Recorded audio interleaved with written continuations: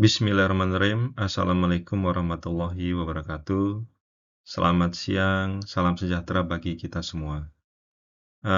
Rekan-rekan yang ada di dalam Zoom meeting dalam rangka untuk berdiskusi ya dalam forum bincang asik pembangunan negeri, saya mengucapkan terima kasih karena pada hari ini kita bisa berkumpul dan juga bisa berdiskusi bersama terkait dengan topik yang diangkat oleh Forum Bincang Asik, yaitu implementasi perencanaan infrastruktur dalam pemindahan IKN.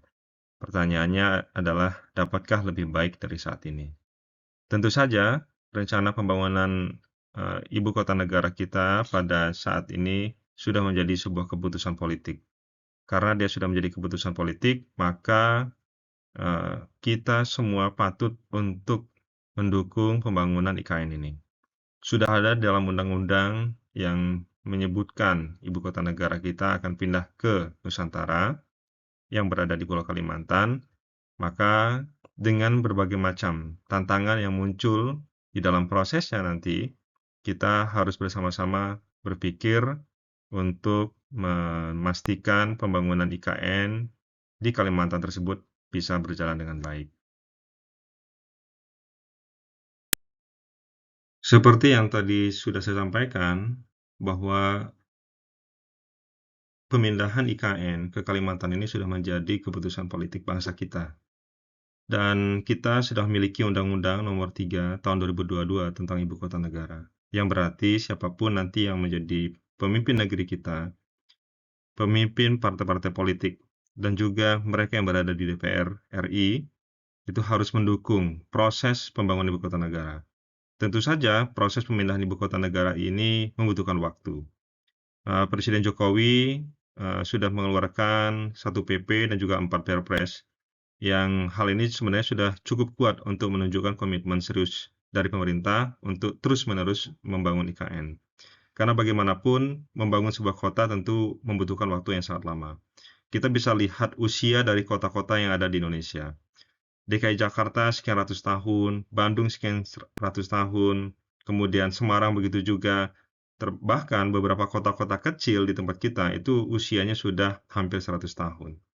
Beberapa kota yang menunjukkan kemajuan cukup bagus, itu kita apresiasi, tetapi ada juga banyak kita menemukan kota-kota yang berusia lama, ternyata dia tidak berkembang dengan cukup baik.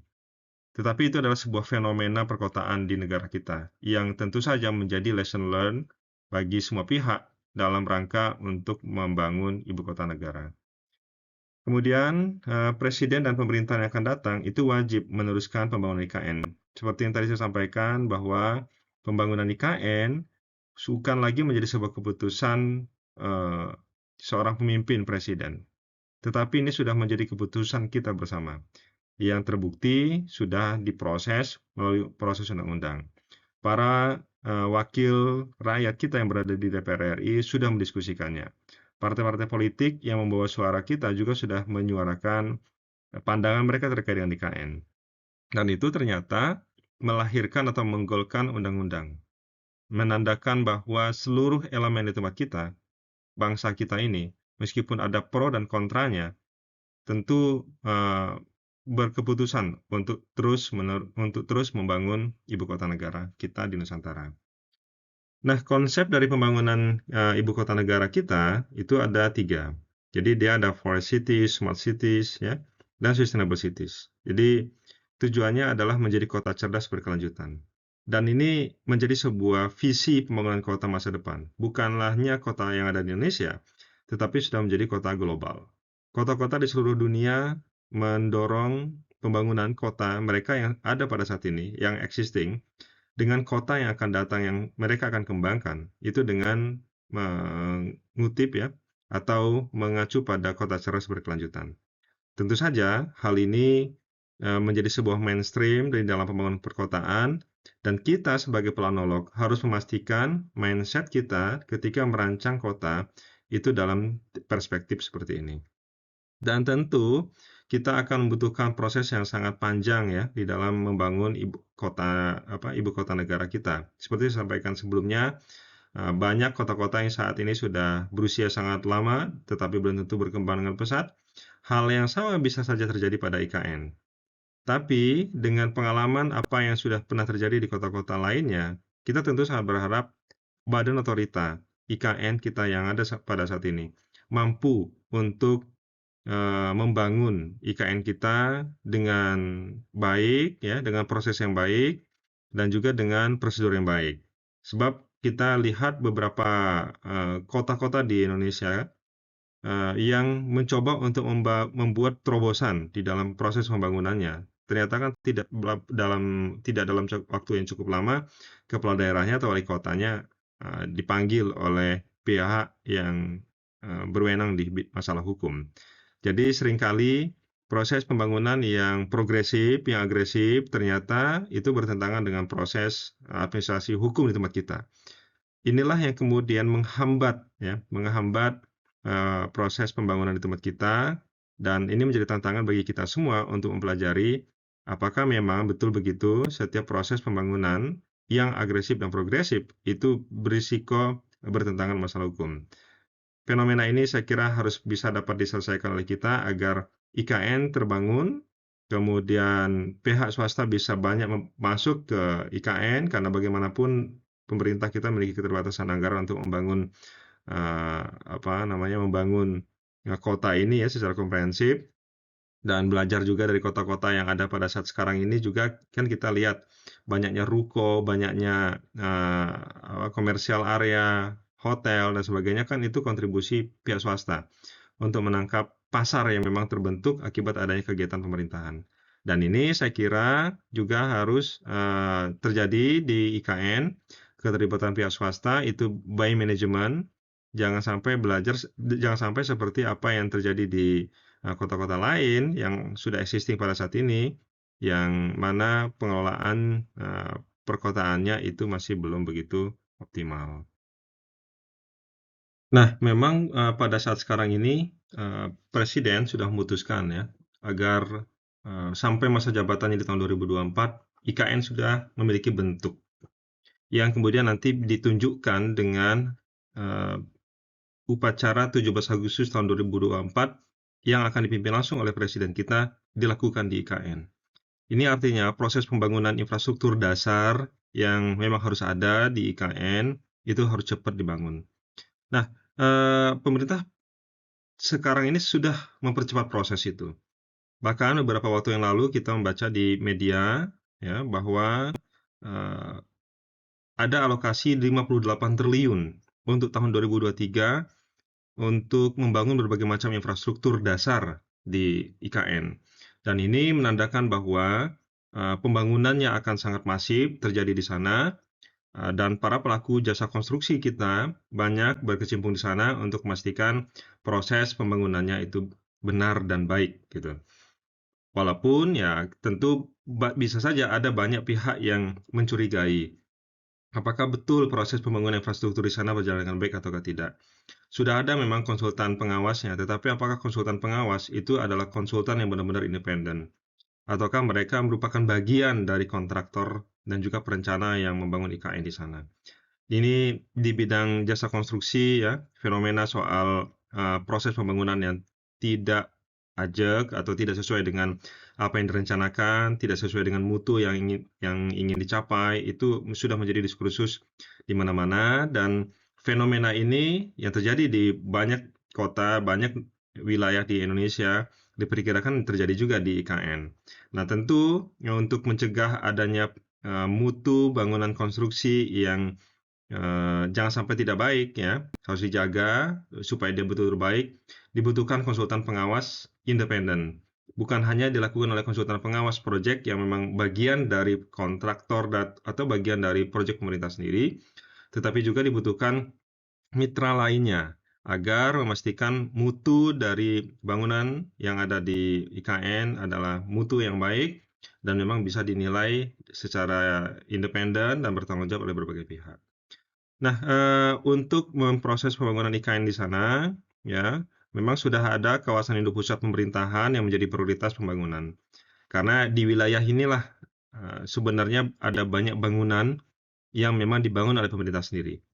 yang mana pada saat sekarang ini yang dikejar ya oleh Kementerian PUPR kita, yaitu membangun rumah pekerja yang jumlah unitnya sangat banyak ya, ribuan unit, tetapi dalam bentuk apartemen, dan apartemen itu katanya sudah didesain tidak begitu tinggi ya, sehingga memudahkan uh, pekerja kita nanti naik dan turun karena tanpa perlu menggunakan lift. Karena seperti disampaikan sebelumnya, visi di dalam pembangunan kota IKN ini dia harus smart ya, dan harus juga ramah lingkungan. Keberadaan lift tentu akan meningkatkan kebutuhan energi, dan kebiasaan orang menggunakan lift itu juga tidak sehat ya, karena kalau menggunakan tangga dia menjadi lebih sehat, dan itu menjadi hal yang kecil-kecil sekali yang diperhatikan oleh para perencana agar dapat mewujudkan visi kota yang smart dan berkelanjutan tadi. Nah, kita belum tahu apakah dalam waktu 2 tahun ini akan bagus ya infrastruktur yang dibangun di sana. Karena kalau kita belajar ya dari pembangunan jalan tol, misalnya jalan tol Trans Sumatera yang proses pembangunannya memakan waktu sekitar kurang lebih 2 sampai 3 tahun, ya ternyata kan sekarang ini banyak harus dilakukan perbaikan struktur ulang. Jadi direkonstruksi beberapa segmen jalannya karena proses pembangunan yang terlalu cepat itu juga tidak membuat proses pemadatan tanahnya, kemudian pengeringan betonnya, pemasangan besi-besi konstruksinya itu tidak benar karena diburu oleh waktu. Nah, inilah yang kemudian membuat jalan tol Trans Sumatera kita di banyak titik itu harus direkonstruksi ulang. Jadi harus dibongkar konstruksi lamanya, lalu kemudian diganti dengan konstruksi yang baru. Proses ibu kota negara kita adalah membangun gedung-gedung. Kita bayangkan kalau gedung-gedung itu tidak dibangun dengan baik, tidak benar-benar ketat di dalam proses pengawasannya, proses pembangunannya juga, maka dia akan memiliki risiko yang sangat besar bagi keselamatan penghuninya. Mulai dari kantornya, ya, yang seperti yang bisa kita baca di sini ada rencana kantor perwakilan kementerian. Kalau itu tidak dibangun dengan aman, ya, maka bisa menimbulkan bencana ke depannya. Nah, karena itu struktur dari setiap bangunan yang ada di IKN ini nanti harus ada yang memberikan penilaian secara independen selain dari pengawas konsultan pengawas yang memang dikontrak untuk mengawasi pembangunan itu agar dapat memastikan semua infrastruktur yang dibangun dengan terburu-buru sampai tahun 2024 ini nanti mematuhi kaedah-kaedah pembangunan infrastruktur yang sudah diatur di dalam pedoman pembangunan infrastruktur di tempat kita. Dalam merencanakan infrastruktur, tentu ada banyak variabel yang bisa digunakan untuk memastikan infrastruktur itu memang fungsional dan memang sesuai dengan kebutuhan ya. Jadi ada beberapa hal yang diperhatikan. Pertama adalah by demand, apa yang dibutuhkan di sana itu yang harus segera dibangun, dan kebutuhan itu tentu ada tahapannya. Apa yang dibutuhkan terlalu jauh di masa yang akan datang tentu tidak bisa disiapkan sekarang gini. Jadi ada yang bersifat jangka pendek, menengah, dan panjang. Nah, karena itu berdasarkan demand ini menjadi sangat penting, kita harus bisa membaca betul apa sebenarnya yang sangat dibutuhkan dalam jangka pendek untuk bisa membangun infrastruktur di IKN. Kedua adalah soal finansialnya, pembiayaannya. Pembiayaan ini apakah menggunakan anggaran negara, ataukah menggunakan kerjasama antara pemerintah dengan pihak swasta, ataukah dia investasi murni. Beberapa minggu yang lalu, Pak Presiden Jokowi ya, dipimpin langsung oleh Presiden kita, sudah melakukan marketing proses kepada seluruh investor global terkait dengan pembangunan IKN, menjajakan apa saja yang bisa dibangun oleh pihak swasta untuk mengisi ruang-ruang yang ada di IKN. Dan ini menjadi sangat penting karena seluruh investor harus tahu dulu apa yang mau dibangun. Setelah itu mereka sekarang silakan berpikir dan mengkalkulasi beberapa risiko misalnya, ataukah beberapa keuntungan yang bisa mereka raih ketika berinvestasi di IKN. Dan lalu kemudian mereka bisa bernegosiasi dengan pihak perbankan, mendiskusikan itu sehingga proses pembangunan investasi di IKN kita bisa terlaksana dengan baik. Dan ini juga dalam rangka untuk memetakan sebenarnya ada kendala apa di kalangan investor. apakah mereka ada kendala dari sisi regulasi ataukah ada hal lainnya yang kemudian itu harus di-mapping oleh badan otorita kita, oleh pemerintah untuk dapat diselesaikan dengan baik. Nah, kemudian yang ketiga, pembangunan infrastruktur tentu tidak terlepas dari kepentingan politik. Apapun itu, behind dari keputusan untuk membangun infrastruktur tentu ada urusan politik. Mungkin nanti kalian bisa pelajari bagaimana kota-kota dan juga proyek-proyek itu diadakan itu dalam rangka untuk memastikan kepentingan politik kita itu bisa berjalan dengan baik. Nah, untuk urusan politik ini ada yang politik kebangsaan, ya, ada juga politik negara kita, ya, politik pemerintah, tapi bisa juga politik pihak-pihak tertentu. Makanya kemudian kita harus bersikap selalu kritis dengan keberadaan pembangunan IKN ini. Bukan hanya proses di pembangunan infrastrukturnya, bahkan dimulai dari juga proses keputusan politik membangun IKN di Kalimantan itu juga harus terus-menerus kita jadikan sebagai diskursus untuk membangun critical thinking mahasiswa. Nah, critical thinking mahasiswa ini harus menjadi menjadi kebiasaan bagi kalian semua untuk selalu berpikir secara kritis, karena bagaimanapun masa depan bangsa kita ini berada di tangan kalian.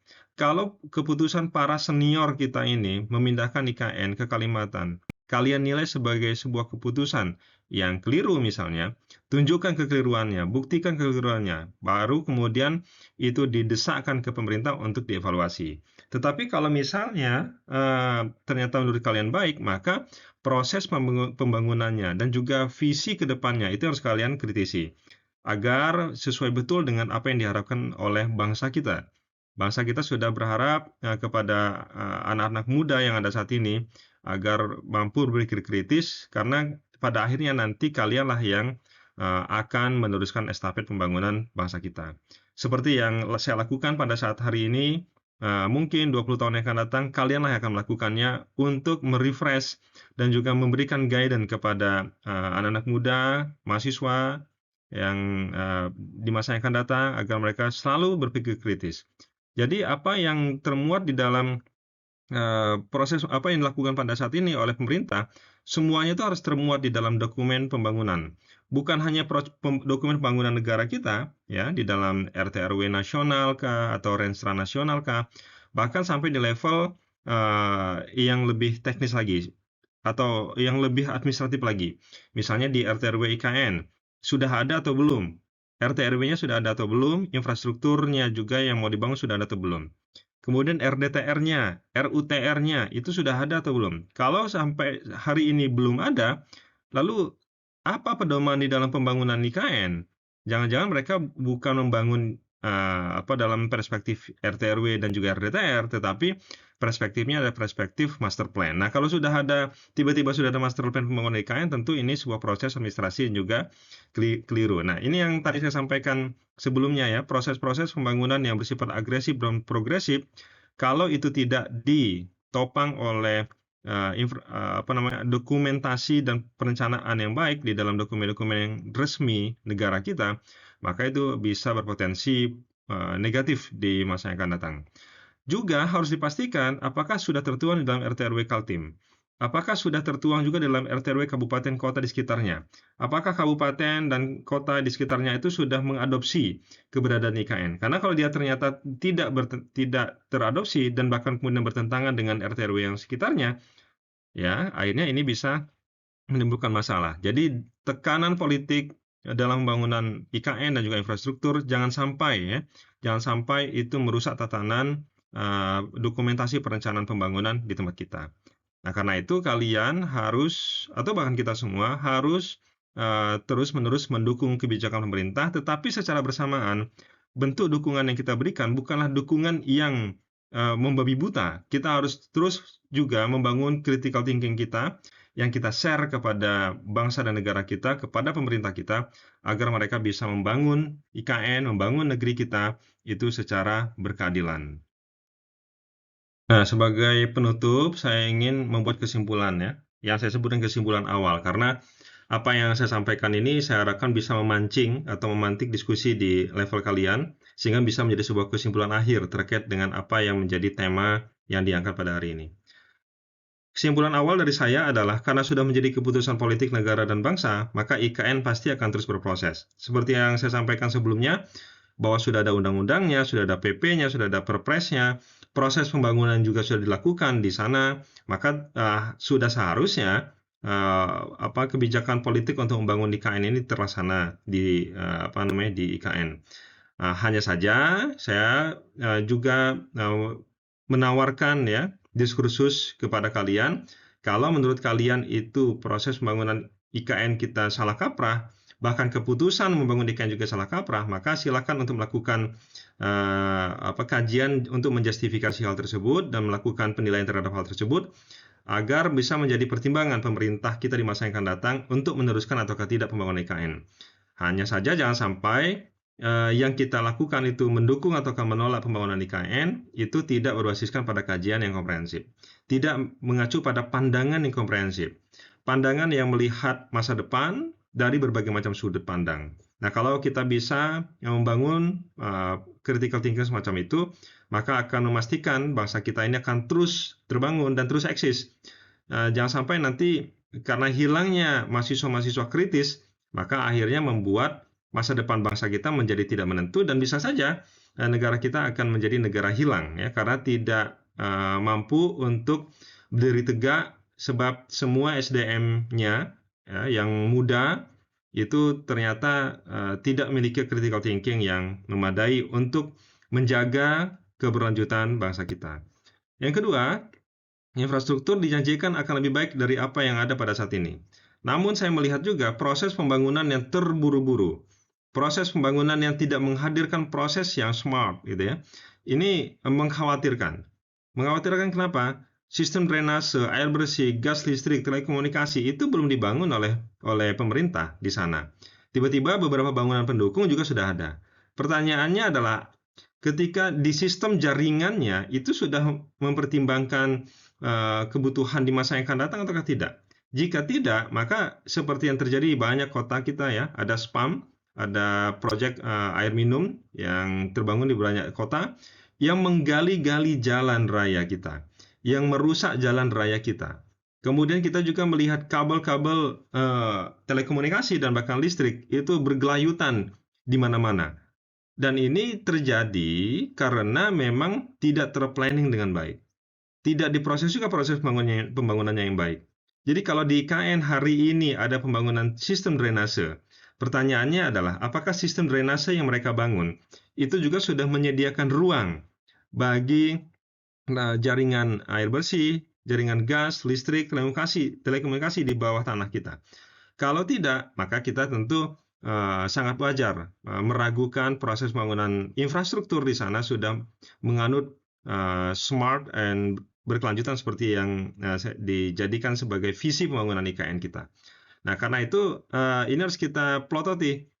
Semua pihak harus mampu untuk melihat apakah memang proses pembangunan infrastruktur di sana sudah benar dan baik dalam proses teknisnya, bahkan keputusan untuk membangun infrastruktur tertentu juga itu sudah benar atau belum, karena ini nanti akan berdampak di masa yang akan datang. Karena siapa yang menyangka, bisa saja hari ini yang hadir di sini, bisa saja nanti bisa menjadi menteri, bisa menjadi gubernur, bisa menjadi presiden bahkan.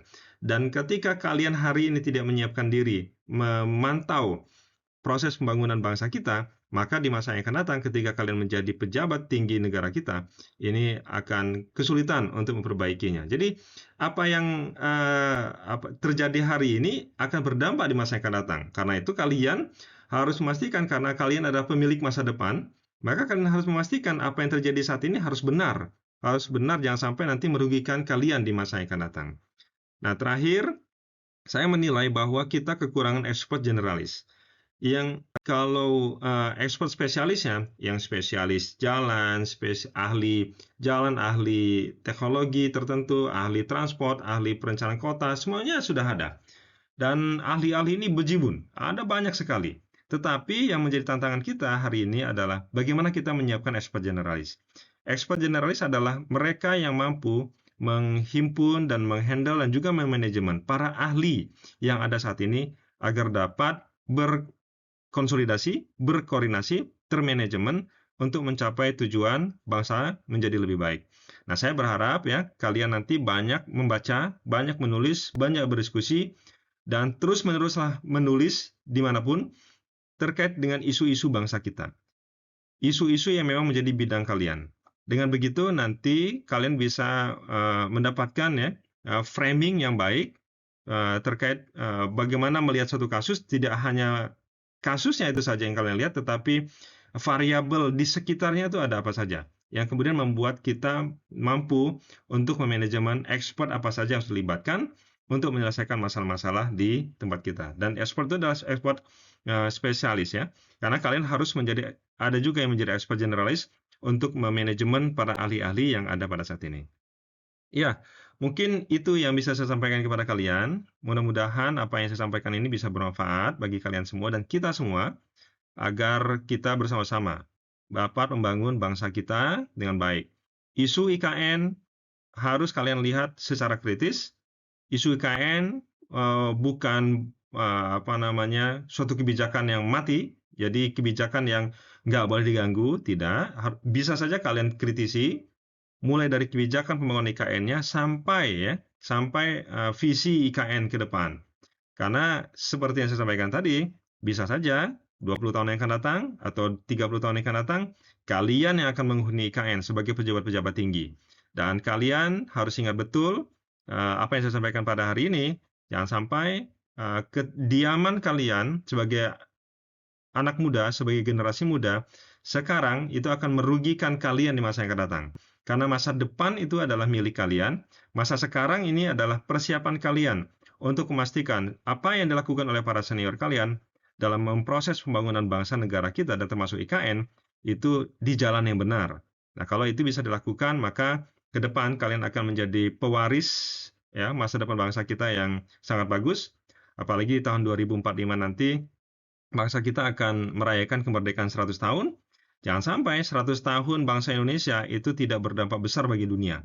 Kalian yang harus menyiapkan diri menjadi tokoh-tokoh hebat sejak muda, ya, sejak muda, seperti para senior-senior kita, mulai dari Bung Hatta, Soekarno, ya, Syahrir, mereka adalah orang-orang muda yang mampu menggetarkan dunia. Jadi saya kira kalian juga bisa melakukan itu, mempersiapkan diri agar bisa menjadi tokoh nasional dan juga tokoh dunia yang disegani oleh semua pihak. Mungkin itu yang bisa saya sampaikan. Mohon maaf jika ada kekurangan, dan sekali lagi saya minta maaf karena tidak bisa hadir secara langsung. Mudah-mudahan bermanfaat ya. Saya akhiri dengan wabillahi taufiq wal hidayah. Wassalamualaikum warahmatullahi wabarakatuh.